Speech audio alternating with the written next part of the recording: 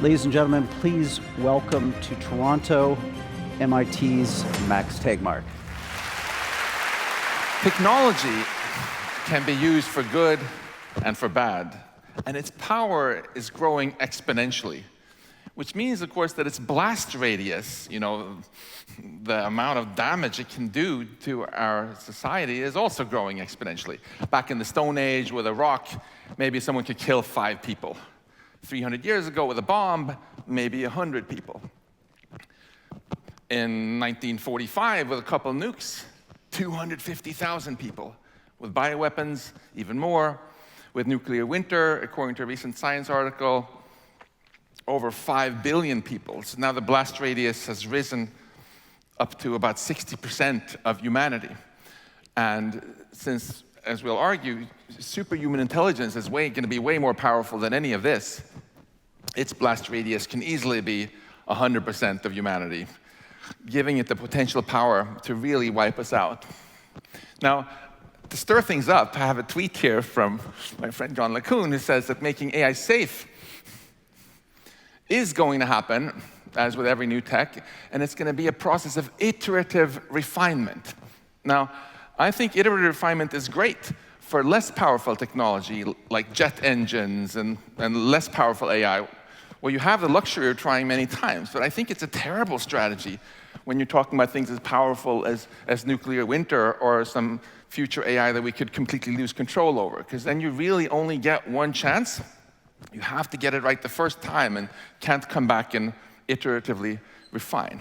Now, why is it that superhuman AI can be so much more powerful than all those other technologies?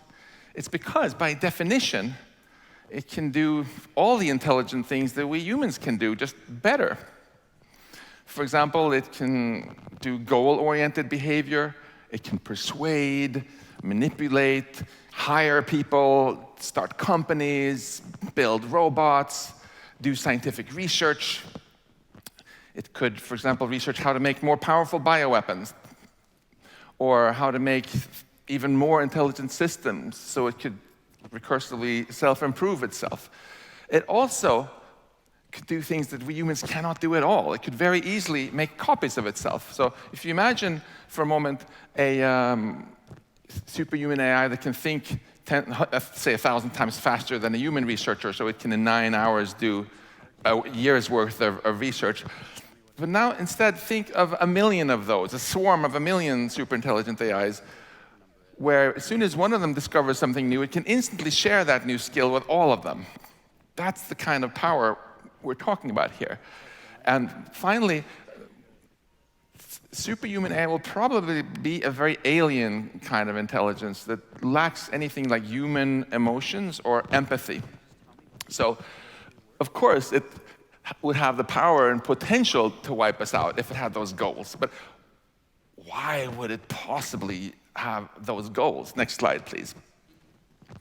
Well, the most talked about way in which this could happen is if we've given it some sort of goal that it actually faithfully obeys, but that goal just isn't fully aligned with human goals. This is the way we humans have usually wiped out other species. For example, when we wiped out this guy here, the West African black rhino, it wasn't that we hated rhinoceroses and were deliberately trying to kill them. It's just that some humans had this weird goal that they thought that if they ate ground-up rhino horn, their sex life was going to get better, even though this was totally debunked in the medical literature. But the humans were smarter than the rhinos, and so it was the humans' goals that prevailed. Or if you chop down the rainforest for the goal of making money, and you extinct a species that was living there. Another example of what could happen to us if it's rogue AI. At the top here, we have a second route to extinction, which could be malicious use. So to stir things up more, I have another tweet from Jan, where you see he says, we would have obviously never design AIs to have that sort of goals. But who is we? I'm sure you wouldn't, Jan wouldn't do it, because I know personally he's a very nice guy. And to you in the audience, it might seem really weird that anyone would do it, because you're all so nice, because you're Canadian. But in the US, we regularly have mass shootings where people deliberately try to kill as many people as possible. So if there is some sort of super powerful open source AI, a person who wants to kill as many as possible might well use that. And the AI is safe in the sense that it's totally obeying its owner now, right? Still causes disaster. The third route to disaster I placed here is just that we get out-competed. This is the one that's the least discussed, and I would love to hear from Jan and Melanie what their plan is to avoid the one in the middle and the one at the top. So, out-competed. Well, by definition, AI can do, if it's superhuman, all our jobs better, right? So companies that don't replace their humans by AI will get out-competed by those who do. Similarly, it's about delegating not just jobs, but also decisions. So companies that don't have an AI CEO will be out-competed by those who do. Militaries that don't have AI generals will be out-competed by militaries who do. Countries that don't have AI government will be out-competed by countries who do.